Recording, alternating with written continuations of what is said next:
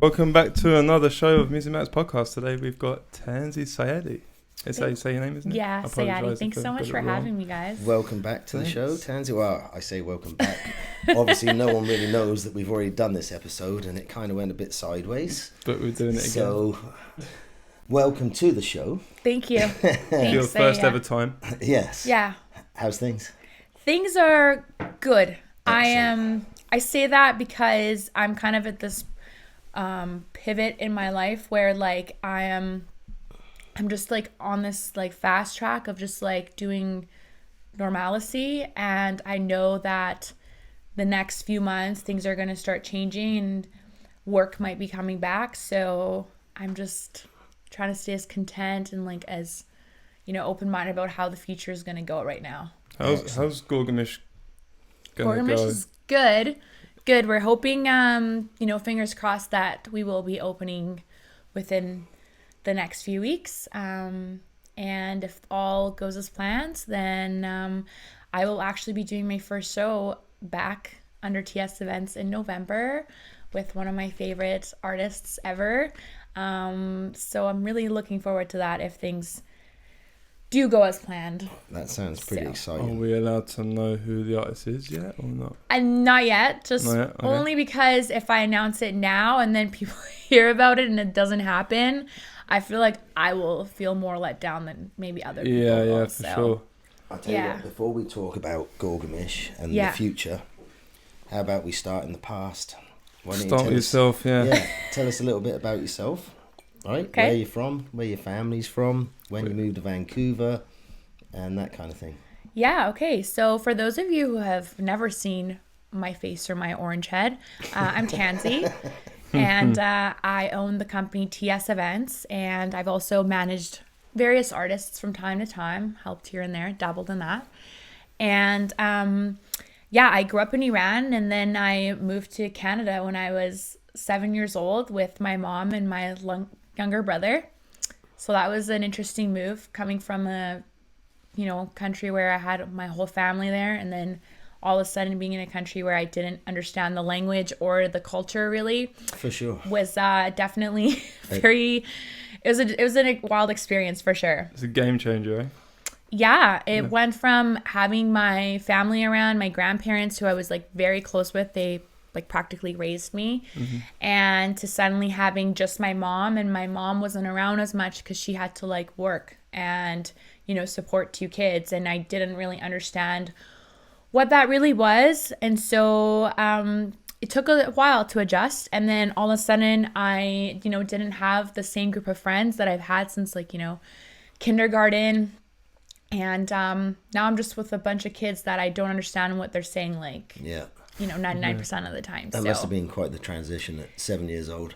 Yes, it was. I definitely was a little bit angry and frustrated for like a number of years, just because I didn't understand why my mom thought it was a good idea to like rip up this like, you know, good life that we had to bring us to another country where we're like poor and like don't have a lot of things. And then as I got older and as I began to, you know, develop into a human being, you know, I started to realize that like my mom actually, you know, gave my brother and I the best gift that any, you know, immigrant parent can. And that's like the freedom to be able to make our own choices, you know? So I'm super thankful for that, because I wouldn't be, you know, me that I am today with my appearance and everything that I do if it wasn't for the fact that my mom gave up a lot in her life to bring us here. No, that's awesome. Yeah. So for the better good then? Oh, yeah. 100%. I think every immigrant that's moved out of where they were can agree that they love where they're from, but they left because they wouldn't be able to be where they are if they didn't. I think that's the beautiful thing about Canada, to be fair. It's such, and again, where we are in the Lower Mainland, it's such a multicultural society. Oh, yeah. There's just so many Yeah. immigrants. Yeah, I love it. If that's what we are. Yeah, Right? I fucking love it so Right. much. You know, honestly, I'm so thankful. You know, sometimes I'm like, you know, Vancouver gets a little boring, but honestly, I'm so thankful that I grew up here because there's just so many different cultures, and I've been exposed to so many different, types of people and their culture that like now when I'm traveling, or like going to a different country, I have like a better understanding of that culture. And I'm like, these things are like a part of their culture, and like I respect it a lot more now because I kind of know a little bit more about it. And I'm very thankful for that because I didn't just grow up somewhere where there's only, one type of person, and, I haven't been exposed to anything at all. So yeah. Plus, it helps you out, get a bit more sort of blend in a bit more with, if you go to another country, like, I don't know, you say you went to India. Indian culture's huge here. You go to India, you can kind of get with it a bit more, right? You wouldn't stand out because you know what the culture is, learning that here. And for sure. Right?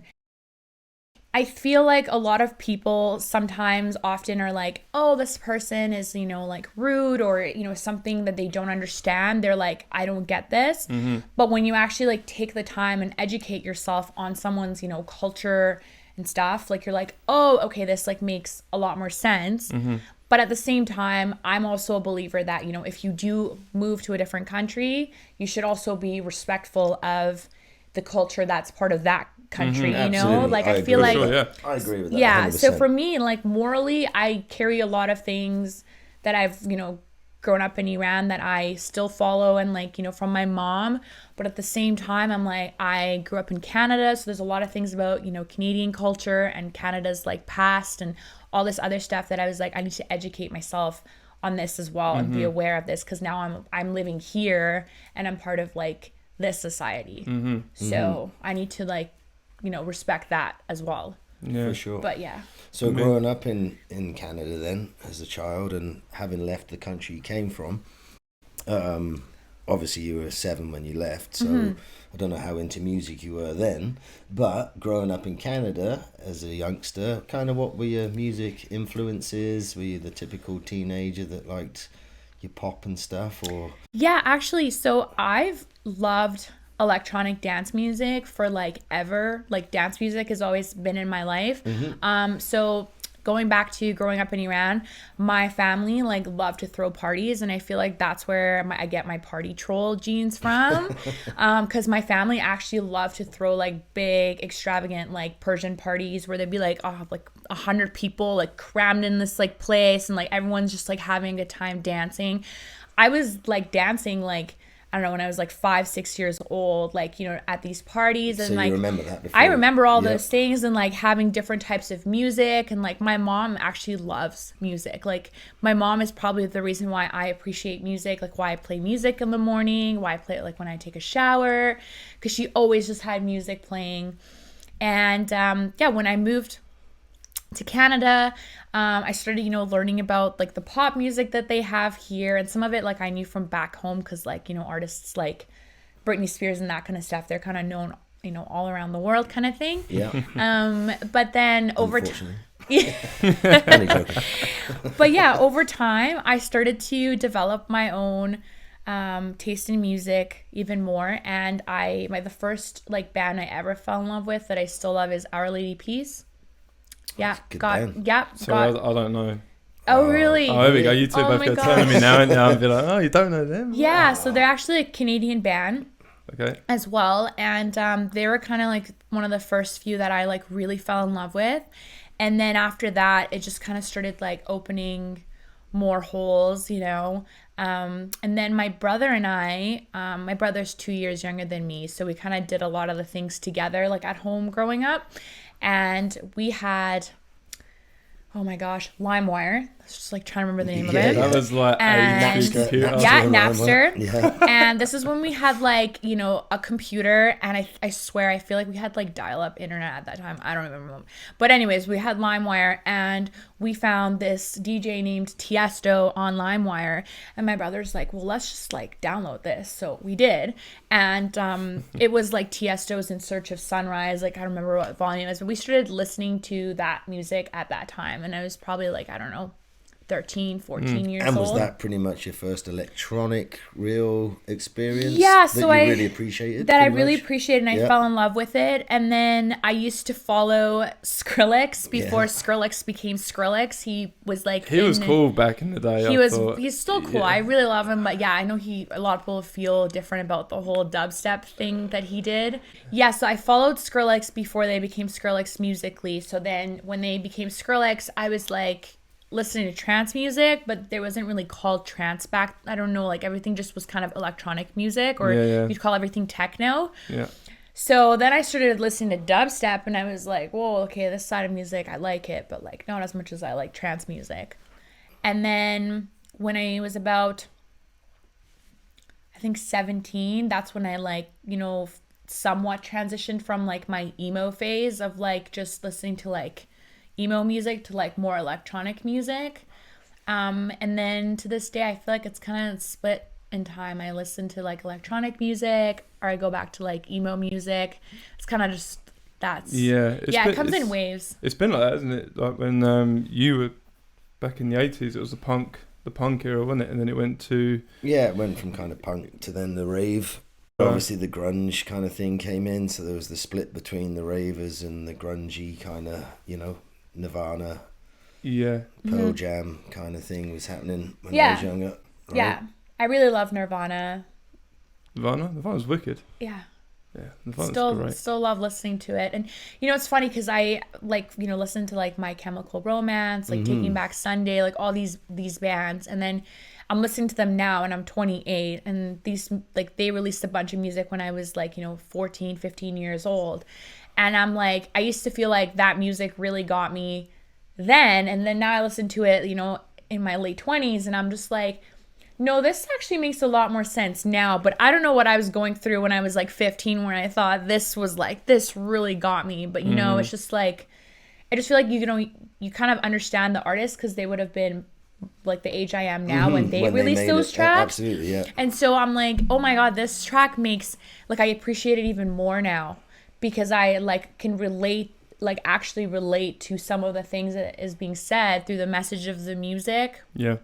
Rather than like the feeling you get when you were like a kid, you're like, oh yeah. Well, actually, no, the 2000s emo music is kind of coming back now. I love it. The style of pop music now is turning more with the guitar and a bit more rocky, a bit more emo-y is coming back. Even the fashion's a little bit more coming back from 2000 now, I think. I'm loving that there is butterflies on everything now because I love butterflies, and I'm glad that like butterfly clips and like accessories and like chokers are coming back because it just means I can find everything I've been wearing for like forever. You can like wear easier. It again. Yeah, it's just easier to find though. I don't have to just order it online because everyone's just like selling it now. Definitely wish I kept some of my like, you know, band shirts and stuff because I see everyone's like into buying vintage shirts now, and I was like, oh, I wish I kept a lot of my stuff. But I wish I'd kept so much of my stuff from back in the day. Yeah. Like we've done a podcast on just the flyers. We talked about it before when you were at my place last time. Some of those flyers now people are paying $700 for a piece of paper. Yep. From an event. From the 90s. If it goes back to 1988 or 1989, you're paying even more than that for it. That's crazy. For an old school piece of paper. And that's for an event. Yeah. Do you know what I mean? Like t-shirts, hoodies, hats, anything that people have had. Membership cards. That's crazy. Like if you're a member of a club. So, because again, back in the day, the rave clubs, to get around the law, they were private clubs. Yeah. So you were a member. Yeah. So about private cards. Clubs. Gorgomish used to have these VIP cards called the gold card. I have one of those cards. So I've kept it in a safe shoe box. Yeah. Actually, it's not a shoe box. It's like a big box from like Dolce & Gabbana that I had like this set from, and I've like now made that like my like little treasure box because it just holds so much stuff. But I have one of those, and I've literally kept almost every ticket for like concerts or shows or like, you know, even work passes that I've had from like, you know, working, you know, backstage or whatever. I have all of that because I am so bad at taking photos and videos like at things I've gone to that I can like pull up that box and be like, I remember this, but And you wouldn't think it, and it probably won't ever, maybe, but you don't know. But one day those things might be worth money. Like you said, right now there is guys that they'll have the flyer from the event. Yeah. They've got their ticket stub from where they got in, and they've got their membership card, and they're framing them up. Yeah. That's crazy. You know I love that though. Yeah. Oh, I should probably do that for my place. Yeah. Yeah, why not? Oh, I should do that. Right? Yeah. You never know. You might be worth some money later on. Honestly, like, for me, it's the monetary value is... It's not about that. It's about the memories. But it's the memories. I wouldn't sell mine. Yeah, I wouldn't either. I wouldn't ever sell any of mine. Yeah, I wouldn't sell it either. And I feel like, honestly, I don't know if other people can relate to this, like, selling things online really stressed me out. So I've ended up just, like, either giving stuff to friends or just, like, donating it. And I'm like, I hope someone, like... who really enjoys this gets this, but I am not going through trying to sell this online. It's just, I've tried a few times and it's just been a very like... Well, one person's garbage is another person's treasure, right? Exactly. Exactly. So I guess I was going to sort of ask, seeing as we're talking about parties and events and things, what was your first electronic rave or party that you went to? Do you remember? Yes. I'm not sure if I can... say the names because I don't want people to be upset with me because there used to be some like illegal raves that used to happen before it started getting really popular that I had gone to bush parties or warehouses or bush no they were like bush like warehouse raves kind of like far off. So I went to a couple one of those, and then when my friends were starting to get more into it, so kind of going back a little bit, when I was into electronic music, it was kind of like looked down on a little bit in high school because a lot of the association of like drugs and like bad things were. So if you went to raves, you were like known in school for like doing, you know, bad stuff. And so I would go to those events. Those were really cool. And then when my friends started getting into it, our first like big mainstream thing with my group of friends that were like non-ravers was Skrillex, actually. That was really cool because they brought up like a whole setup and like everything. Like the production was amazing and like it was a really good set. They played 2 shows in a row, which was really cool. And it wasn't an illegal party. No, it was not an illegal party. It was a thing. It was a legit one. Yeah, it was a legit one. Yep. And then I started going to Contact Festival that happened here, and I think I want to say Skrillex and Deadmau5 played the first one because Contact I think was like only one day before. I can't remember, it's like so long ago. I'd love to see Deadmau5. Yeah, and that was really cool too. So that happened, and then I started going to more and more shows after I like entered my 20s because I was focusing on school for a little bit there. And then my first club show back into the scene that was like, I want to start doing stuff in trance music was at 560. And it was being thrown on by Twisted Events.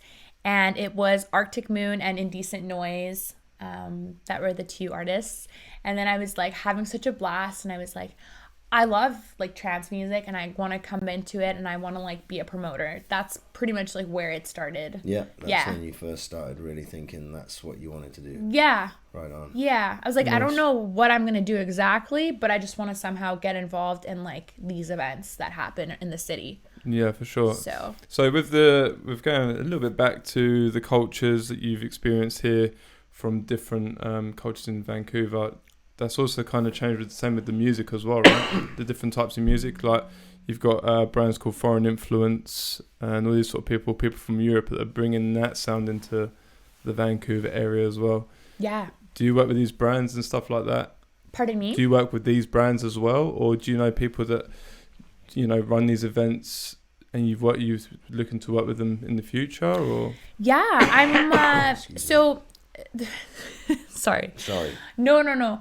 I'm laughing because I am honestly a pain in the ass to work with. Okay. Only because I'm a bit of a control freak, and I have like a very specific way I like to work on things and do things. I think anyone that has worked with me can love that and dislike that, but I'm very honest about it. It's just because I'm like, we got to do this. It's got to be like on a timeline. We're gonna get like things done.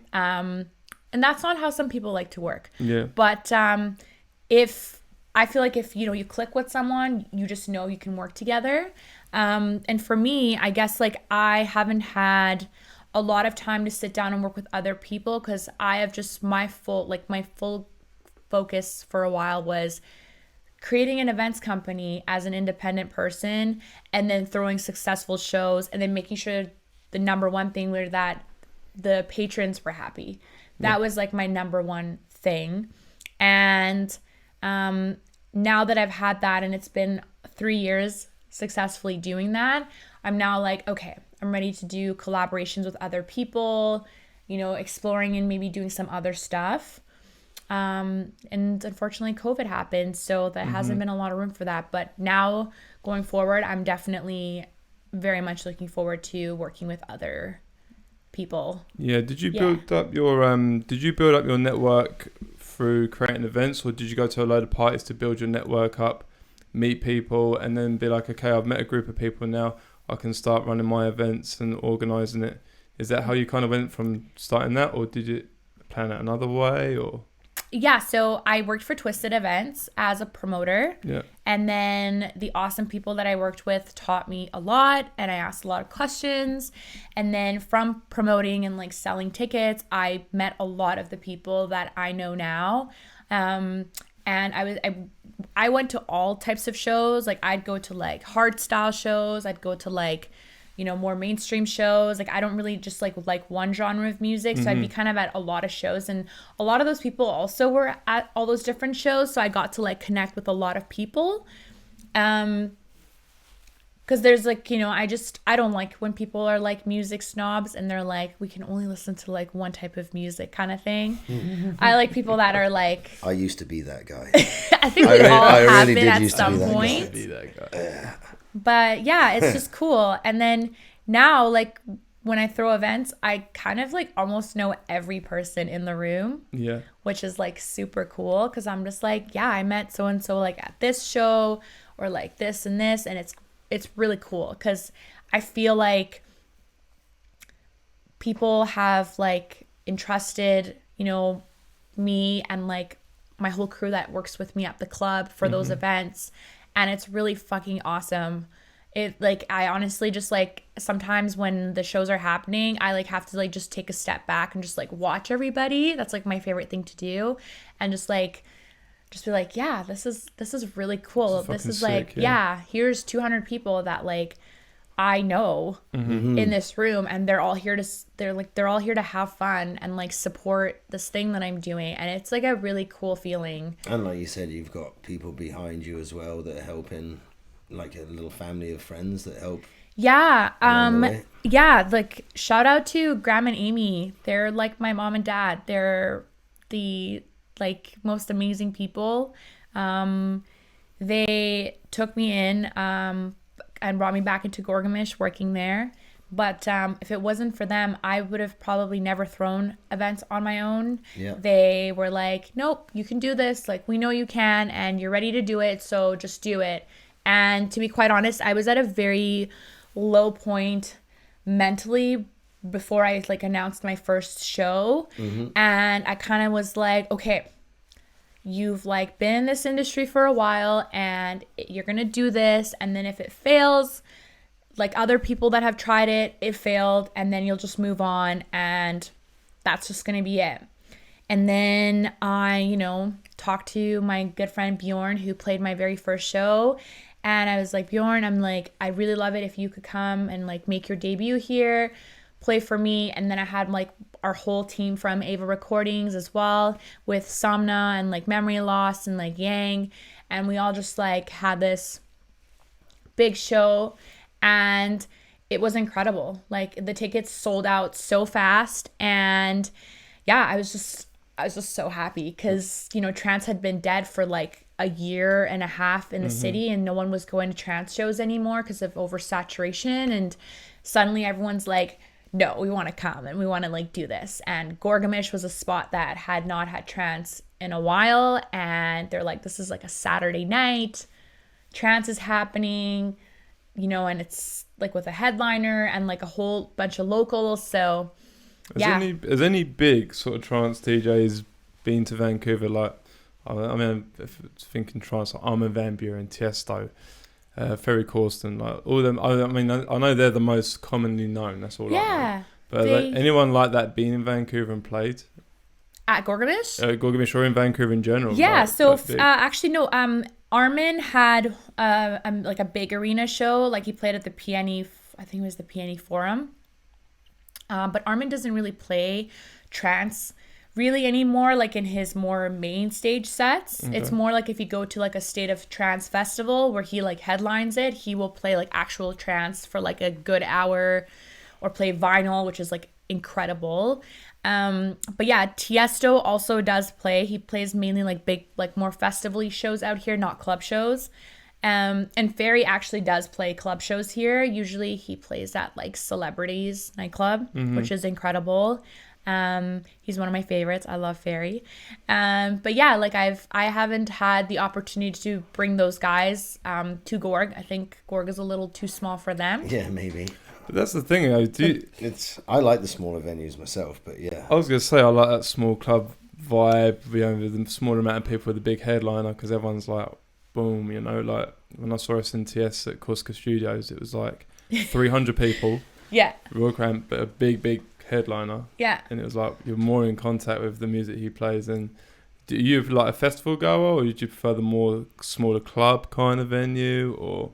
I have like horrible social anxiety, so I still don't know what's actually good for me. I feel like both of them cause me stress, but I like festivals mainly because there's a lot of space, and festivals, usually include like art installations or like carnival rides and like all these really cool things. So I'm really into that because it's also like doing something while you're listening to like your favorite DJ, and you're like dressed up really cute, whether if you're into that kind of thing.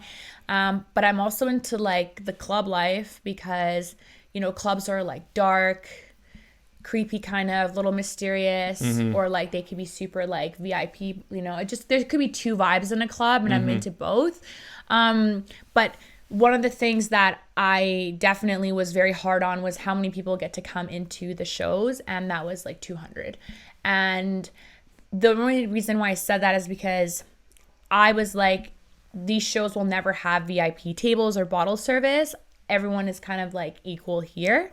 So I want to create enough dance floor space so that everybody can enjoy the show without being like elbow to elbow, or just like sweating on someone. Like I know some people are into that, but I know like a lot of people aren't, myself included. So, and then I just was like, I want the air conditioning on. I'd rather have people be cold than be too hot at shows. Yeah. So, there's just a lot of small things. I just wanted so that people can actually like sit down without being like trampled on because it's, overcrowded. There's just, I basically almost like curated the shows so that they would actually be like how I would want them.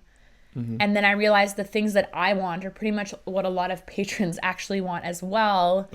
Clean bathrooms, enough toilet paper, decent like priced drinks and things like that. And I was like, you got all that? You got all of that. Nice staff that move like at a good pace, getting everyone in, and you're not stuck outside waiting for so long. And that was another thing too. I was like, we don't hold people at the door. You get there right when the show starts, and we just start scanning everyone in to get in, Yeah. What is the capacity of Gorgomish? So Gorg can actually hold up to about 300 people. Okay, so if you go 200, you're still... Plenty of space. And you got rid of the tables, did you say? No, there is tables, but they're not like VIP, like like bottle service tables. They're for everyone. Like anyone can sit there. Right? Yeah, and they're actually out of the way. They're kind of like tucked into the corners so that people can kind of sit and have a break. And then there's 200, patrons, and then plus like, myself and staff and security, and then, if the artist wants to bring a friend or something, but there is lots of room for the patrons, like lots of room. Only because I feel like that's how it should be. Yeah. And I'm going to keep it that way. Forever. I got to admit, I'm kind of... Because I'm from the old school a little bit. Yeah. I like the real hot and sweaty, rammed, sweat dripping off the ceiling. Yeah. Kind of everyone pounding around and bumping into each other. That was kind of how I grew up. And I still kind of reminisce on those days. But I totally get what you're saying. Yeah. And I obviously, when we went and visited Gorgomish, it's nice when you have that space. It's nice sure. when, you know, there's not people pounding into you and sweating on you and whatever. Yeah. But like I said, for me, I don't know. I like getting in the grunge of things and jumping around and getting my funk on. For sure. See, I agree with that too, but I feel like it would be, for me in that case, it would need to be like a bush party. Yeah. Or a warehouse party. Yeah. Yes, but 100%. For a club event where, you know, I feel like people are going to dress nice, or they're going to just, you know, do their makeup or something, and, you know, you're like going out to have a good time, and you want to be able to like take a break for a sec, and, you know, things are like a bit more organized, because let me tell you, I love chaos. But like that, I just feel like needs to kind of be like put into evaluation there to have some space for people. It's very much it's either this or it's that. Yeah, because you're either going to this kind of thing, exactly, or you're going to that kind of thing. Yeah, and right? you know, the trance community, we are a little bit on the more matured side, and I know, you know, when I went past the age of 25, I was like, you know, this is kind of gross. And I don't really like this. I don't really want you touching me. Yeah. Why are you touching me right now? Give me my space. Yeah, but I mean, if you were like, let's go to a bush party and like, you know, there's no toilets and you're on your own, or you got to bring your own toilet paper, I'd be like, yeah, still down to do that. But for me, like clubs, it's like, that's when we're sort of stepping onto the one-off, enjoying the one in the moment thing, and then the club being we're a community and see your regulars kind of thing, you know, and you want it to be kind of, I want my space a little bit, but we rave all the time every weekend sort of thing. Yeah, and also I love when people bring their like their whips and those little light up, I don't want to say balls, but you know those light up things that they have that they spin. They spin around. Yeah, I love the glow dances. Yeah, the glow dances. I'm like into those as long as they're not hurting other people. So sometimes I've seen, you know, a lot of women actually, which is awesome, bring them to the club, and they're just fucking going at it, and I'm like, you go, girl, like you get it. And so I like that. And I like that there's room for them to do that and they're not hitting a bunch of people. So it just gives people space to express themselves how they need to. And I feel like at the end of the day, that's like what music is, like self-expression. Oh yeah, music's the biggest thing. I figured out a way to get my own little space on the dance floor years ago. It's super easy. You dance with a bottle of beer in your hand. Okay. And you dance around real wildly, and you just spill it everywhere. And you spill it on people, right? And when you spill it on people, they just move away from you. Okay. And you end up with your own little circle. And it gets a bit damp because there's beer everywhere, right? But there's no one else dancing near you. It's awesome. Yeah. So it costs you a bottle of beer. So depending on where you're dancing, it could be expensive. Yeah. But you'll definitely end up with your own spot on the dance floor. So that's my tip to everyone out there. If you want your own little spot on the dance floor, grab a bottle of beer. Dance around wildly, spray it everywhere, and you'll have your own spot. So there you go. I think there'd be more beer on the. I think there'd be more beer everywhere now than there would be people. Oh my goodness. Yeah. Or I was just gonna say. Or you might get kicked out the club though. That's the only problem. I was just gonna say, wouldn't it be almost better to just fart? Yeah, but that's like really antisocial, right? But I guess you can blame other people for that one, right? Yeah. So going to the Gorgomish and setting up an event, how was your first time doing it? How did you get about organising the person, flying them out, you know, sorting them out a hotel, you know, basically being a host for their event till they play your event? How is that whole process going to get them out? Is it a shit show? Not in a bad way, but I mean, like, is it like a head fuck and just lots of stress, or is it quite plain sailing? Is everything in a row? No, so that's kind of one of the reasons why I am such a fucking control freak, because that shit can like literally go bad real fast if you're not on top of it or you're not reading things properly. So I personally have a really hard time with military time. So if someone writes like, you know, 14:05, I have to like literally count with my fingers and like, oh yeah, that's the time that they mean. So, you know, like I shouldn't laugh. You know, but it's okay. I have no problem admitting to the things I'm bad at, which is like not a lot. Just kidding. There's but, it's not a lot. Just that. Yeah, but yeah, so like, you know, and then also like a lot of these artists are like in, Europe or, you know, Australia or, you know, somewhere not in your own time zone. Yep. So it's also hard being on the same timeline to talk to their agent. So you reach out to their agent first and who's representing them for what area. A lot of agents have agents that are for their North America, and then they have their Europe and Asia, like, you know, so you have to kind of make sure you find the right one first. But usually if you contacted the wrong one, they're usually nice and redirect you to the right person. And then you basically, you know, reach out in the email, introduce yourself, and sometimes you have to kind of have a bit of a portfolio or can prove you've done these events, maybe with that same artist if you've worked with another company. And then you kind of say, this is the date I'm looking for, this is my budget. And then your budget can be a landed budget, or it could be like plus, you know, all these different types of way to format how you're going to pay the artist. And then you also write if you're going to be covering ground travel, and then hotel is usually something you also have to cover. And then usually the artist's agent will reach back out and say, hey, this fee does or does not work for us.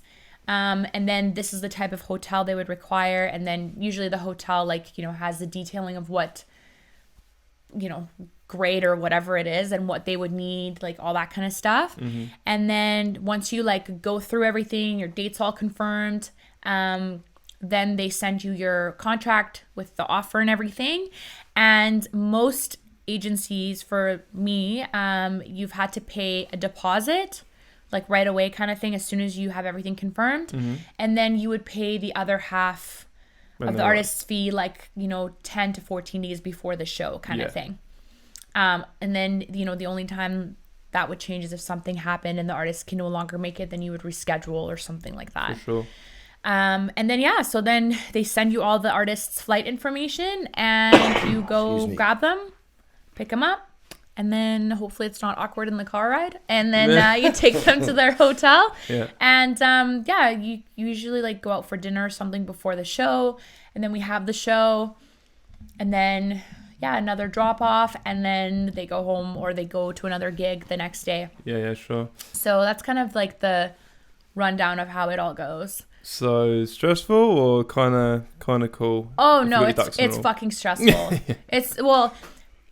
It is and it isn't. There's certain artists that like I'm good friends with, so when they come here, it's like it's my pal coming in. It's like a buddy. You know? Yeah. So we're like we've known each other for a while. So one of my favorite human beings on this planet is Rich Solarstone. That's their artist's name. Their full name is Richard. And Rich is one of my favorite human beings. I have worked with them when they've played with other people that I've worked for, and he played for Tiesto events in 2019, and that was probably one of the best shows that I have done, and it was incredible.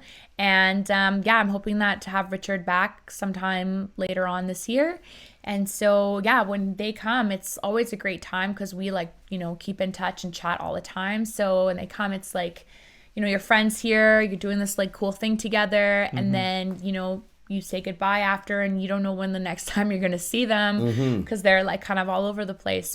And not just that, but with what's going on with COVID in the world right now. Yeah, makes exactly. it even harder, right? Yeah.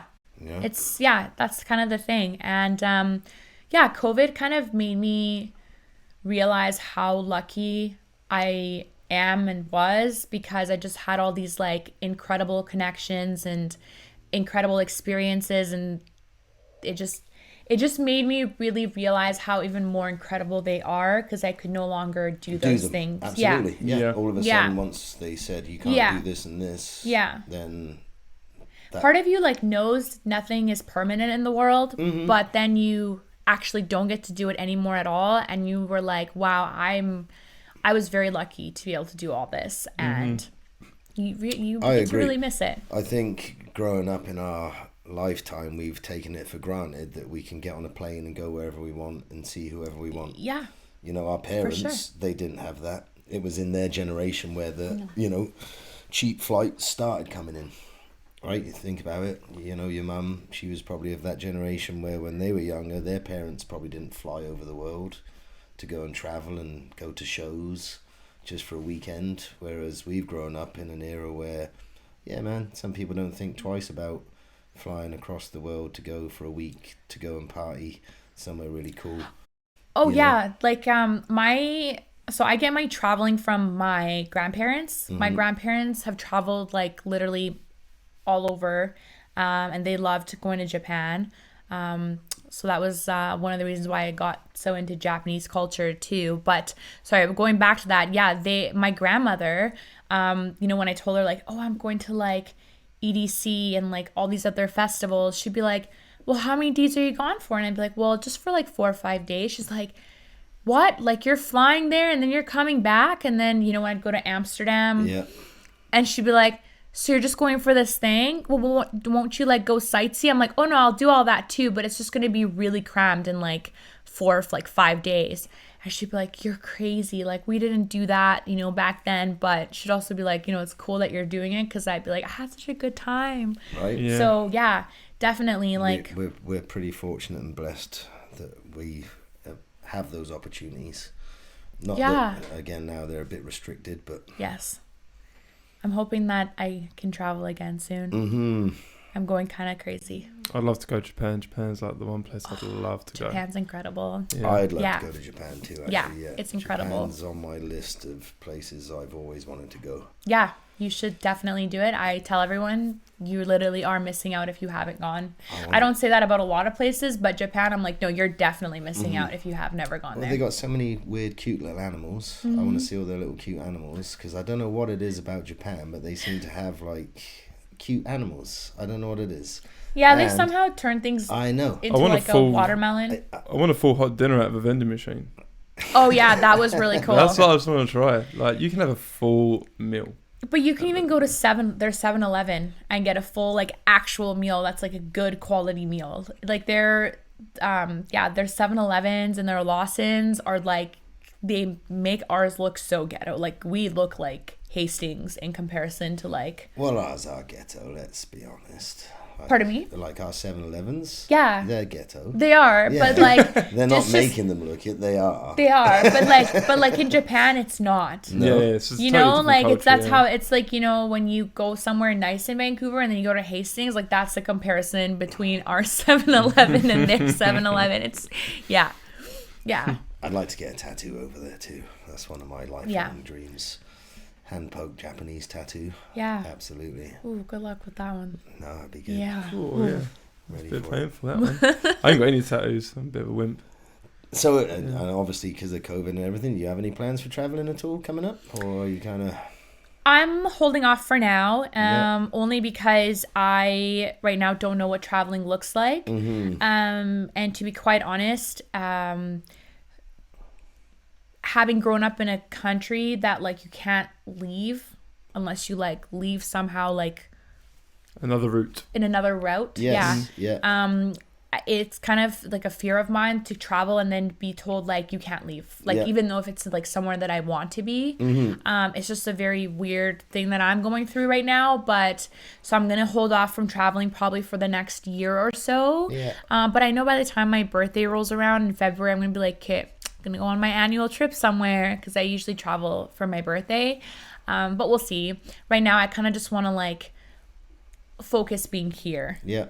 Because I haven't been up here mentally for a while, and I'm starting to feel like I'm coming back mentally. So I kind of just focus on my surroundings. I gotta admit, for me, I kind of, with everything that's going on, Canada's such a big, beautiful place anyway. Yeah. I don't need to travel anywhere right now. No. I really don't. I'd like to. Don't get me wrong.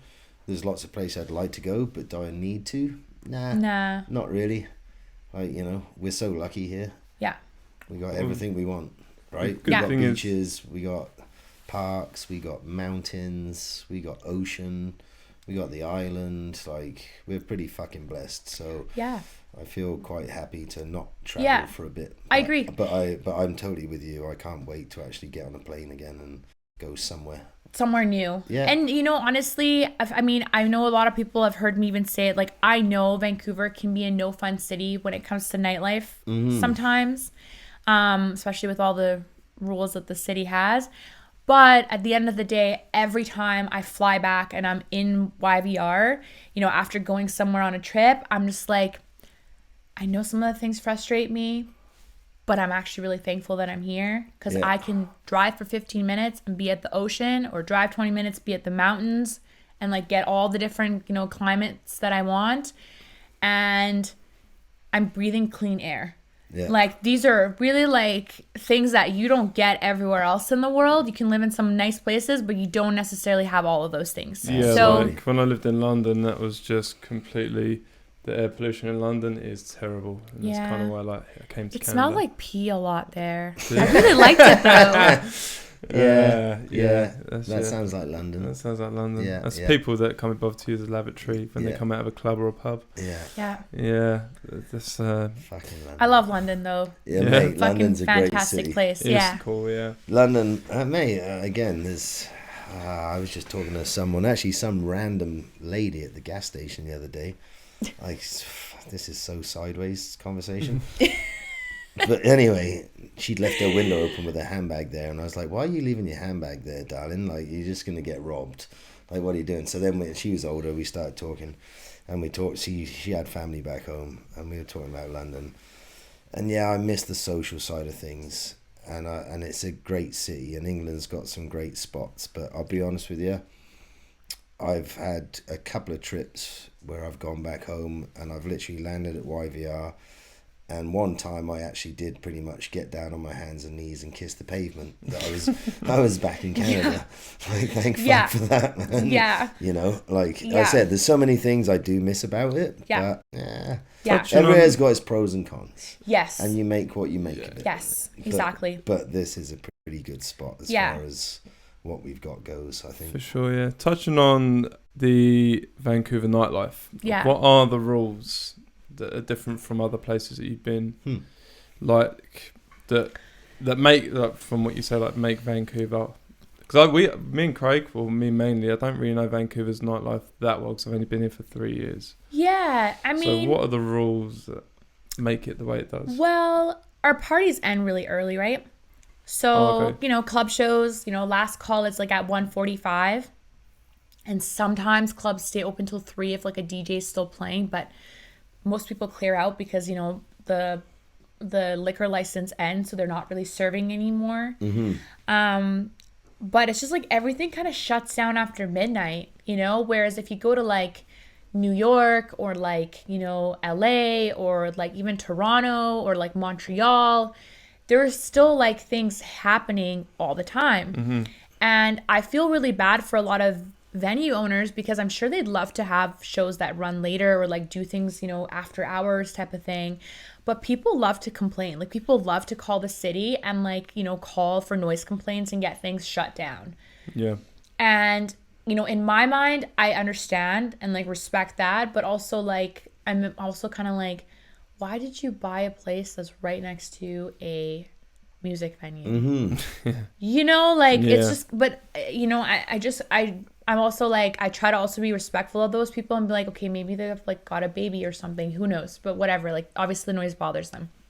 But that does make it really hard for a lot of venues. Like, they have to spend a lot of money like soundproofing, being really strict with like ins and outs, because opening the door can also like let noise out kind of thing, right? So it's kind of just like very strict. And then Gorgomish is one of the only legitimate after hours here, and it's on the strip, so it's very central for people to get to and from. But aside from that, like, there's some awesome like DIY venues that I'm hoping some of them are still around when, you know, the pandemic restrictions are lifted, but there isn't a lot going on in the city after hours, which, to be quite honest, I'm a bit of a night owl. Like, my brain starts to like turn on at like 11 o'clock, and that's when I usually like to start doing stuff. So I'm kind of like, when they're like, oh yeah, the show's ending at like 2 a.m. I'm like, what? Like, what are you supposed to do afterwards? Like, just go home and sleep? Starting to enjoy it now. Yeah, so, but that's why I love Gorgomish. We open at 2 a.m. and we get like an influx of people coming from different parties. And then they're there with us till like 8 or 9 a.m. in the morning if we stay out, like, you know, stay open later. But, and it's cool because like you see all these other different types of people, you know, from how they dress and like what event they were at, all under one roof and they're all just enjoying it and doing their own thing, where they're like meeting new people. And I really love that because it's just kind of like a place where it's like accepting of everybody. It's not a place that's like only a type of person or, you know, type of crew goes to. Yeah. So, because Gorgomish is soundproof to fuck, isn't it? So you can get around. Yes. Yeah. Yeah. How's that? Amazing. To do that, yeah. Yeah. Is that a bit of a process? I feel like I've been spoiled from working there because like, well, first of all, I have a really bad hearing problem. So, but like, regardless, I go to other venues and I'm like, oh, this sound is like not as good. And I'll just be like kind of a snob about it, but whatever. But yeah, I love our club because it's just got an amazing sound system. It's like we always like decorate it. It's always got like handmade decorations like everywhere that is like unique to the venue. We have like an indoor, you know, smoking room that's ventilated that like, you know, people can go and smoke without having to go in and out of the club. You know, we have like our code check, like we sell snacks, like drinks, you know. So it's, I don't know. It's just one of those places that's like you go in and it has everything you need in there, so you don't need to leave and come back. You know, like if you run out of cigarettes in the club, you like go across the street or find like a store to buy some, but like Gorg has like everything inside, so you just like don't need to leave. And then when you do come out, the sun's all out, so you're kind of like, that's why quite a is the special sun feeling. so loud? That's quite a special feeling. Coming out of a club when the sun's up.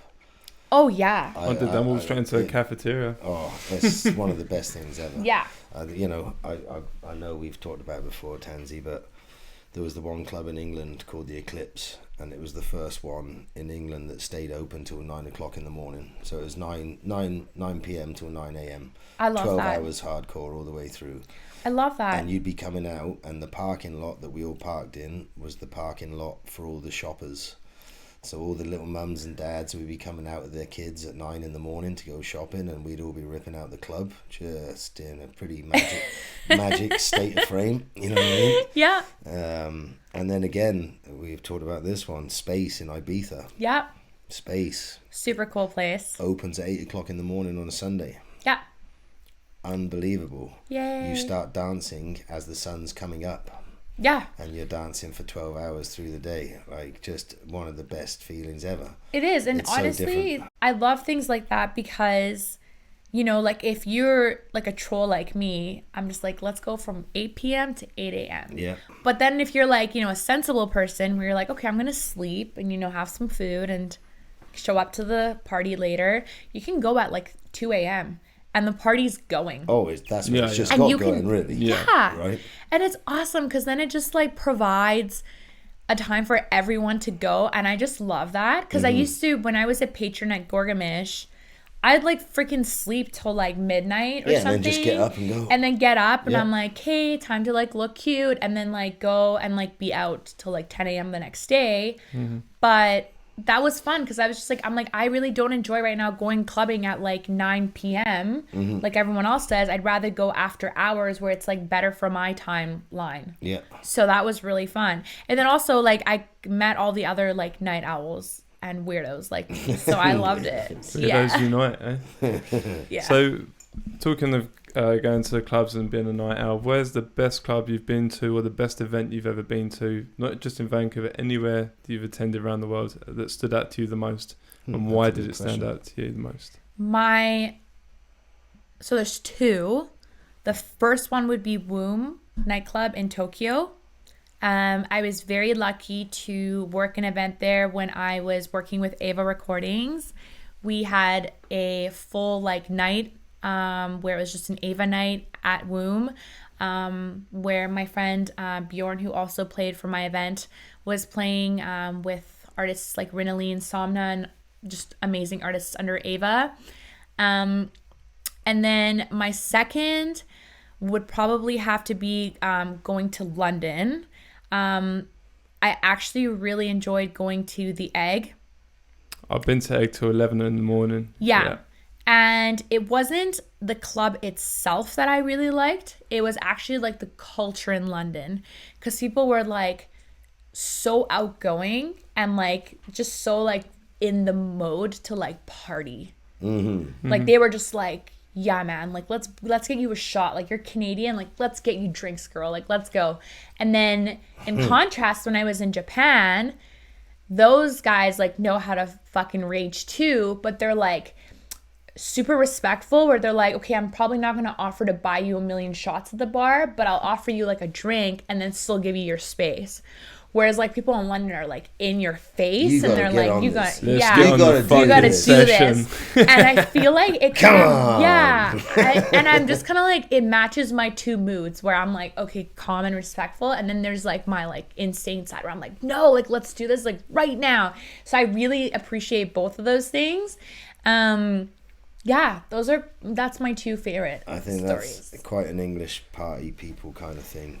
I love the English. English. Fuck yeah, man. When it's on, it's on. Yeah. If it's game on, it's game on. And you know the cool thing was too, if you were like fucked up and you like, there's no judgment passed. No fucking They're like, way. here, mate, we're gonna help you out. Every single person has been in that spot. Yeah. Every single person has had to survive it, and they've all had their buddies pick them up and drag them home and say, "Come on, bud, you're all right." Yeah. They might take some photographs, draw on your face. You might get a dick on your forehead, something like that. But that's just. But you're gonna get home safely. Yeah. For sure. You know what I mean? And that's how it should always be too, right? Like your mates should take care of you. Oh, they do. But they live in like crazy. They live on the floor, and you're like, "You're all right," and they go, "You're like, no, man, I'm not." Well, here's a smoke that'll sort you out. Yeah. Yeah. So that's pretty much what it's like when you go out in London, for sure. I haven't been out in London for a long time. Jesus. I want to go back. No, I can't even think of the last place I went out in London actually. Ministry. I went Ministry. Fabric's weird. Fabric's really cool too. Fabric's fucking sick. Yeah. I never made it to Fabric. Fabric's did Ministry. Unreal. Did Labyrinth. And now they've got, since I've been here, they've got Printworks, the Drum Shed. Like they're all the big printing place wherever it was in London. You showed me the Printwork. That looks like an amazing venue. Oh man, yeah. That's wicked. Last one I think I went to in the UK that was a good venue was the Warehouse Project in Manchester. That's a wicked one as well. Yeah, fucking be right there. That's awesome. Yeah, I heard about that. I didn't get to go, but that was maybe one day. Venue. That was like I said, that's up there on my venues of all time actually. To be honest with you. Yeah. So moving forward with Vancouver's nightlife, how do you see it going and getting bigger? What sort of can we all do to make it a better sort of experience for Vancouver's nightlife? Because it'd be nice to put Vancouver on the clubbing map, and make it kind of somewhere like that. I think actually tying into that, I think it's getting there. To be fair, I didn't really mean to cut off on that question because I think that's a great question. But it kind of ties in with, obviously, local artists. I think right now there's some really good local artists around that are bringing Vancouver into that kind of forefront, don't you think? Yeah, I absolutely agree with you. There are some really incredible producers in this city, and some of them I'm so proud to call friends. And I really just hope that they blow up and get the recognition that they deserve. But no, Vancouver is definitely full of lots of talented people. I am hoping that with the pandemic, that these people will push forward, the new people, and try to step up. I know that there's a lot of oldies in our community that have kind of taken spots, but I'm hoping now like newer artists will just emerge more and like push forward, because we have a lot of hidden talent in this city. And another way to support the nightlife scene is stop asking for a guest list.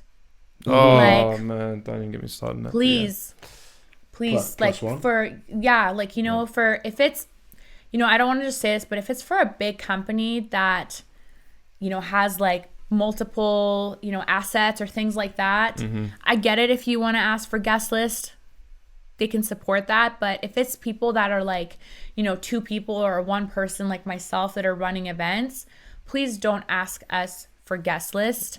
Like it might mean a very small thing to the person, like it's not a big deal, but literally so much time goes into planning events and the costs and all this other stuff.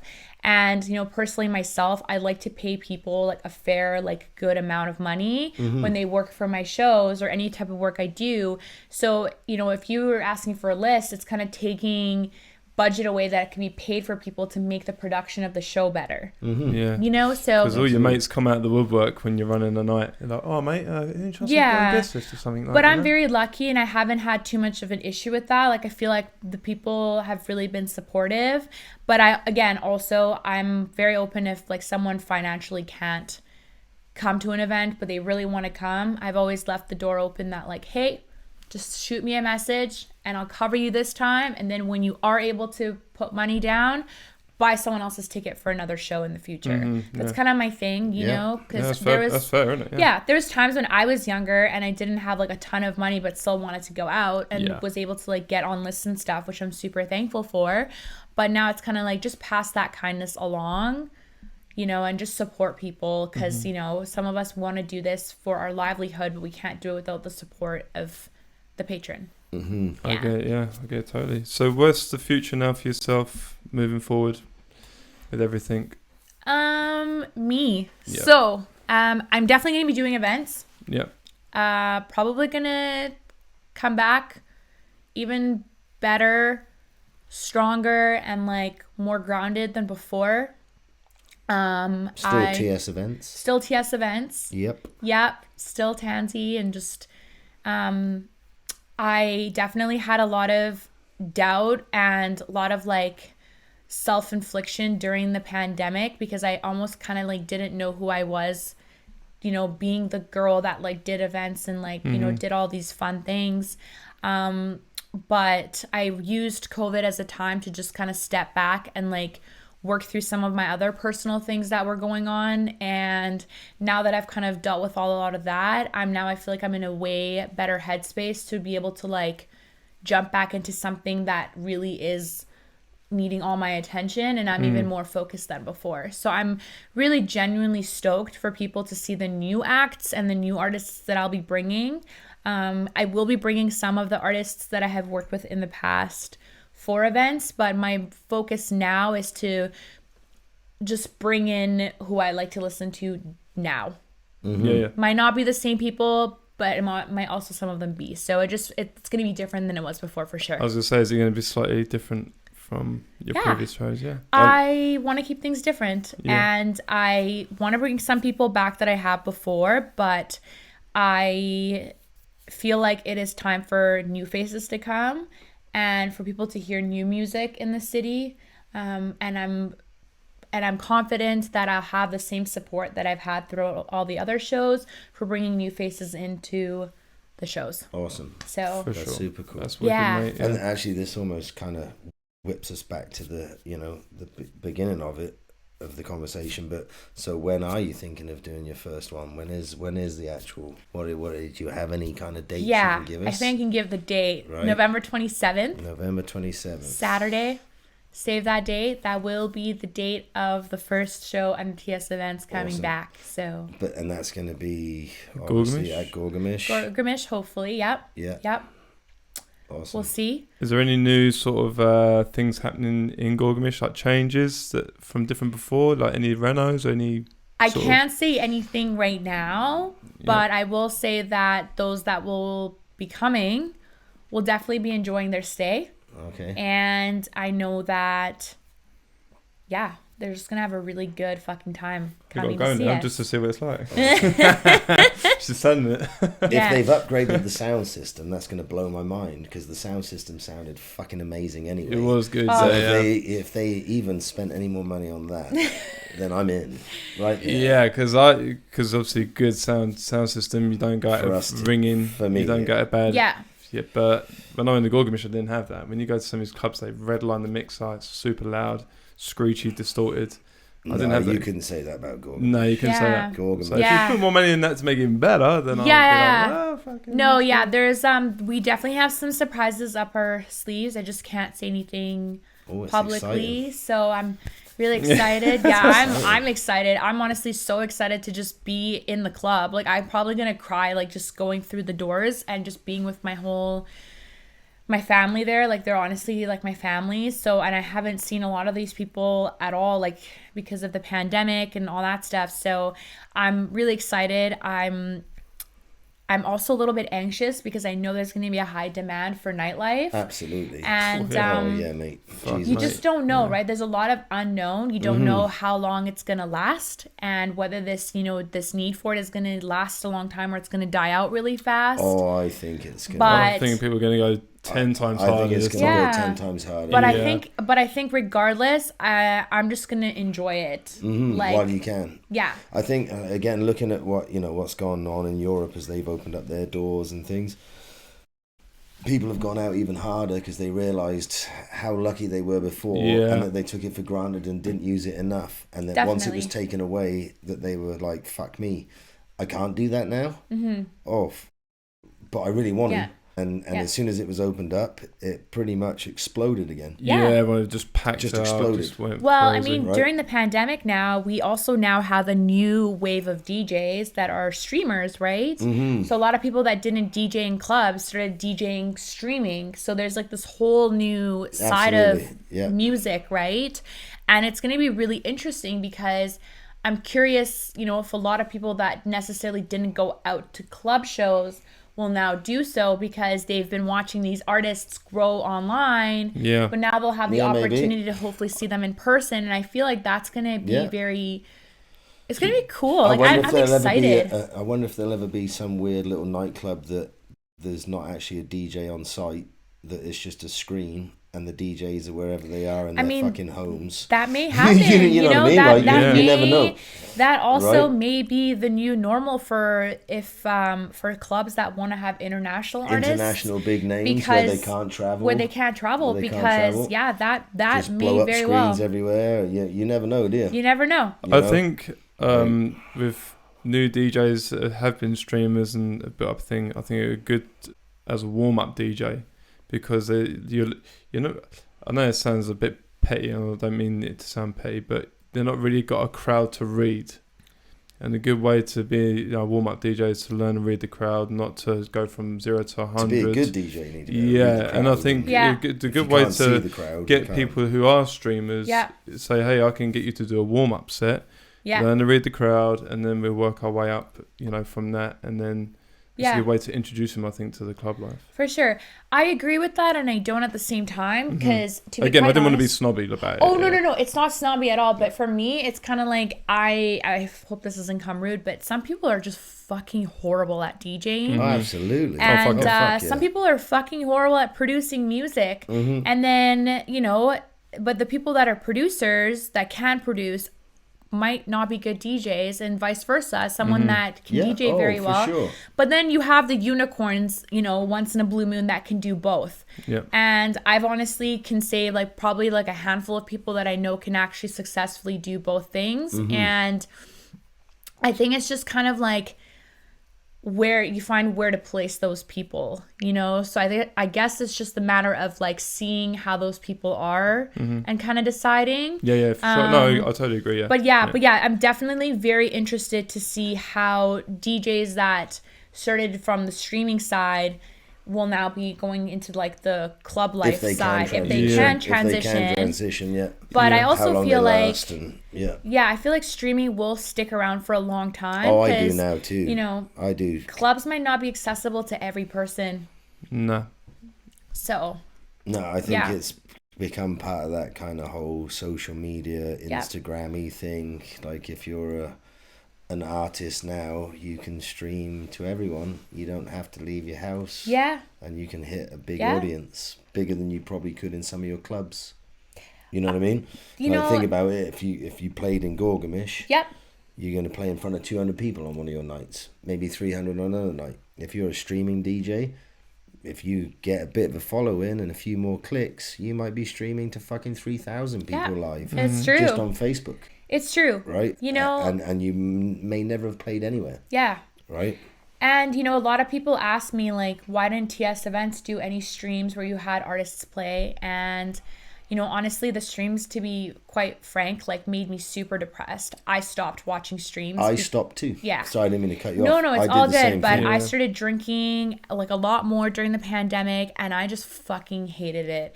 I was like, this is so depressing. This is just like a reminder of the life that I had, and it's now gone. So I just stopped watching streams altogether. And for me, streaming is fun and all, but for me, the whole point of it was being in the dance floor, like in the club, like with people, and like holding my drink in my hand with people. Like there was all these like little things that I'm like, no, I hate streaming. But at the same time, like I appreciate streaming because people with like health conditions that don't necessarily let them go out, or financial situations, or maybe they're too far away, they can still enjoy that. And from there, but for myself, like I was like, no, I can't do this. This is something that I am not willing to become a part of, or willing to accept that this is what it is. I'm going to be stubborn and wait here until like this part of my life comes back. So I did a couple of streams at the very beginning, and then I stopped because everyone started doing them, and I was just like, well, I'm good. Like every single man and his dog was doing a DJ stream. Yeah. So I probably did 3, and I totally agree with you. If I was someone that couldn't go out, I would still love that. But to be honest with you, rather than like here I was in my kitchen in Langley doing a mix for my buddies. Yeah. But if it was a live stream of a big name DJ in a club, or doing a boiler room, or doing something like that, yeah, I'd watch that all night long. Right. You know what I mean? Yeah. Like 100%. Even if I couldn't go to watch like Carl Cox or Richie Horton, any of those big names. Yeah. I'd appreciate that I could. It's like watching a fucking live concert. You know exactly. what I mean? It's the same thing. Like I think it has its place. Yeah. It depends how it's being used. Yeah, and honestly, right? I feel like streamers or people that stream should be paid for that too, because they are still providing a service. I know some artists, were doing stream sets where you had to pay for an entry because they had actual production and stuff, and people were complaining online, and I'm like, no. There's time being put into this. There's thought going into this. Yeah. You should. There's equipment. Pay. There's time. There's people. There's exactly. And right? I feel like people are a little bit hopefully better about it now. But yeah, like at the beginning of the pandemic, I watched a few streams and I was like, everyone keep your hopes up. Events are coming back soon. And then 3rd month in, I'm like, no. Nightlife is not coming back. And now this is just upsetting career me. Is gone. This is pissing me off. I'm upset. Like I literally was like, I can't do this anymore. I'm drinking too much. Like this is getting to me so bad. I completely stopped. I turned off social media. I was like, removed like TS events and everything like off of my phone, because I was like, I can't look at this. Like this doesn't exist anymore. And I just kind of went into like my hole of like depression and just kind of was like, nope, bye. Like that's it kind of thing. I think...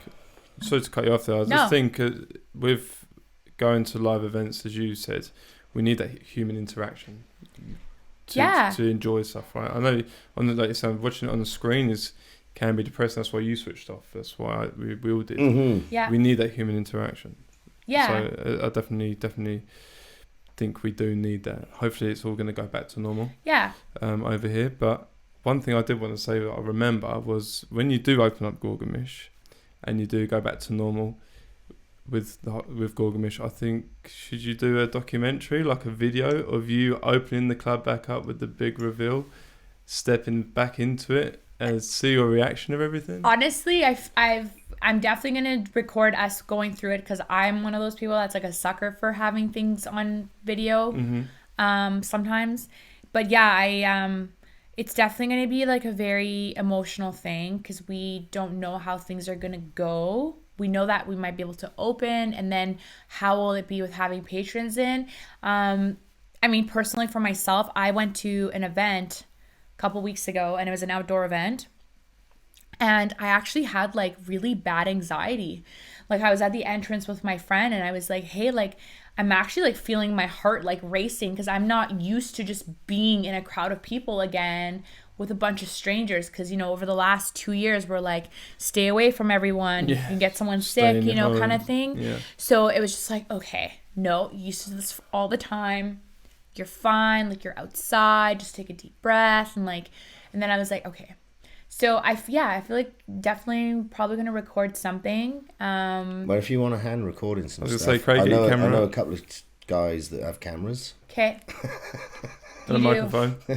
Do I happen to know these guys? Yeah. They're a pair of pricks. You won't like them. Yeah, I was just gonna say. Idiots, yeah. No, I definitely will. I'll have to ask the crew for sure. But yeah, it's gonna be a very emotional thing for me for sure, and I'm sure for everyone else too. Yeah. We've just been waiting, so. Yeah. Yeah. Oh, I think we'll wrap it up there. And thanks so much for coming in. Thank you so much for coming on the show today, Thanks Tanzy. so much for having me. I know mate. we go off topic a little bit here and there, but no, it's that's been the whole a blast. point of it, really. Yeah, I mean, it's been a blast. It's I feel like we could just sit here and chat for a while more, actually, but you know. Yeah. Do you like our orange seats? Pardon me? Do you like our orange seats? I am into these chairs. You actually got the budget one. We should have given you this one. I like that it matches like my hair. But you didn't get the little. These were free. I had to pay for that one. Oh no, I love all of the decor. I'm really into. I honestly love what you guys are doing. And I'm really like super appreciate you guys having me on here. Oh no, man! I really appreciate you coming on. It's been a blast. Hopefully it gets somewhere because we put time and effort into it, don't we? Yeah, absolutely. And anyways, to those that are watching, I just did want to quickly add in that if you are watching this and, you know, events is something that you are interested in doing, or, you know, you want advice or anything, I'm sure the guys will post my social medias. Absolutely. So please don't hesitate to reach out. I would love to give anyone advice or help you in any way that I can. I know what it was like getting my foot through the door, and I had so many awesome people helping me, and I just want to be able to give that in any kind of way. So mate, that's really nice of you. Yeah. I'm sure there might be a few people that reach out to you, but we'll put your links up and we'll do all that. Yeah. We'll do and again, appreciate you coming in. Of course. Thanks so much for having me. Thanks Thank you very much. Okay.